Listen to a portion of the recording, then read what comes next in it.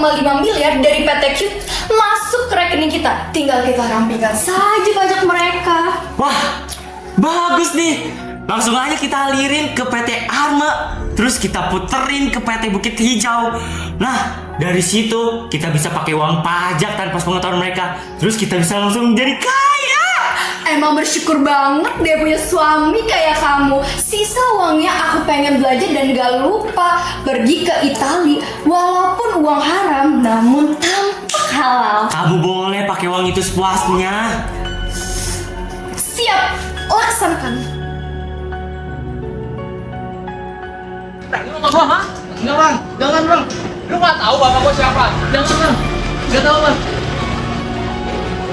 Wah, seru banget nih. Adegan yang gue viralin ah.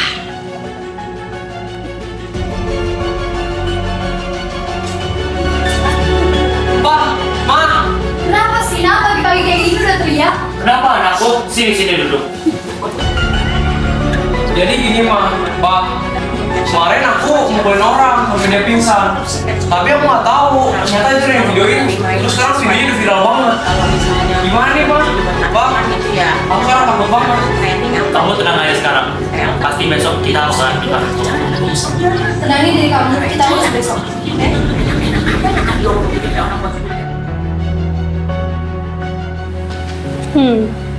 Gaji pejabat 20 juta per bulan.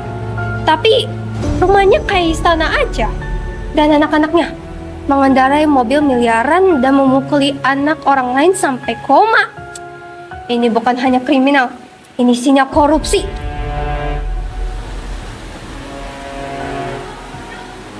Oh Tuhan, apa ini? Sangat ilegal sekali perbuatan mereka. Tas mewah senilai ratusan juta, semua aset mereka dari brand terkenal, dan bahkan mereka membangun 3 perusahaan. Ini tidak beres. Aku harus melaporkan kepada pihak penegak hukum dan KPK dengan bukti yang akurat.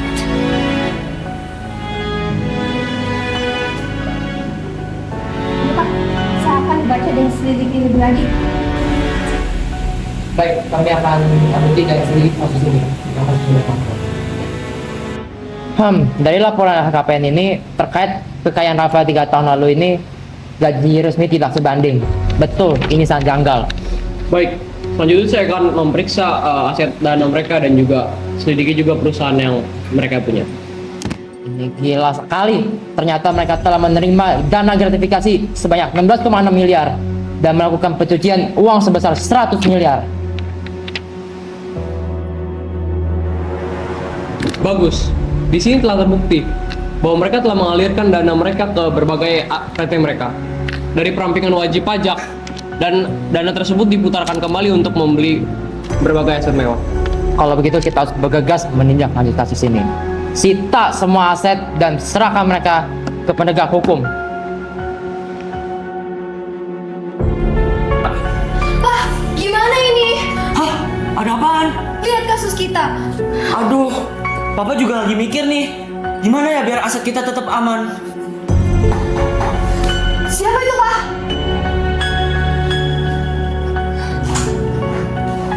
Ada apa ya, Pak? Anda telah diduga melakukan kriminalitas. Anda telah melakukan gratifikasi dana sebesar 16,6 miliar rupiah dan juga pencucian uang sebesar 100 miliar rupiah.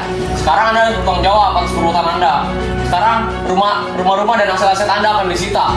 Sekarang ikut kami ke pengadilan. Saya bisa Simpan semuanya.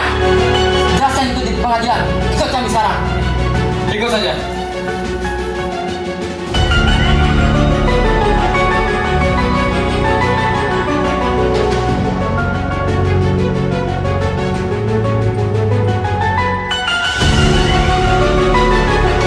Selamat siang, Bapak Rafael dari RI. Silakan duduk. Ya, Saudara Rafael Alonso Sambodo dan Ernie Meke, kalian didakwa menerima gratifikasi sebesar 16,6 miliar rupiah dan melakukan pencucian uang senilai 100 miliar rupiah. Apakah kalian mengerti tuduhan ini? Iya, Yang Mulia. Kami hanya ingin memberikan yang terbaik untuk anak kami.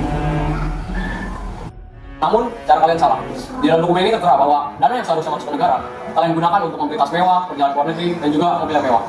Kami ajukan untuk kalian dituntut dengan maksimal. Ya, setelah menyerahkan seluruh bukti dan saksi, pengadilan menjatuhkan hukuman pidana 14 tahun penjara dan juga 500 juta rupiah. Serta uang pengganti sebesar 10 miliar rupiah.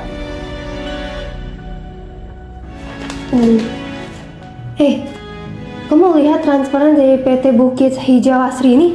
Ada pola pengulangan dana yang tidak lazim. Iya, dan setiap transaksi berakhir di atas nama Ernie Maker. Ini bisa masuk kategori layering pencucian uang.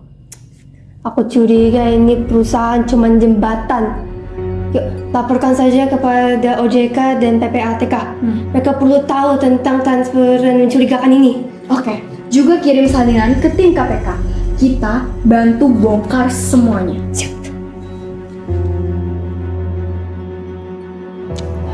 Lihat data ini. Ini dari lembaga keuangan di Manado. Lihat polanya. Dana masuk ke satu perusahaan, lalu menyebar ke 3 cabang dengan nama pemilik yang berbeda. Tapi semuanya kembali ke Rafael dan atau Ernie. Wah, sudah cukup. Ini masuk kategori pencucian uang yang dimana multilapis. Hubungi Bank Indonesia, blokir seluruh rekening terkait, dan segera keluarkan laporan khusus ke KPK.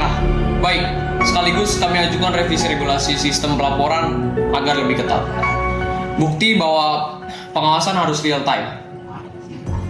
Nah, dari kasus ini dapat disimpulkan bahwa lembaga keuangan memiliki peran penting dalam membongkar kasus pencucian uang Rafael Alun, dan PPATK mengungkapkan aliran dana yang mencurigakan, sedangkan OJK itu memperkuat pengawasan dan pelaporan transaksi melalui prinsip know your customer dan anti money laundering. Hal ini memungkinkan KPK menindak lanjut secara hukum, dan kasus ini menegaskan bahwa lembaga keuangan tidak hanya bertugas pada pengelolaan dana, tapi juga penjaga integritas sistem keuangan nasional.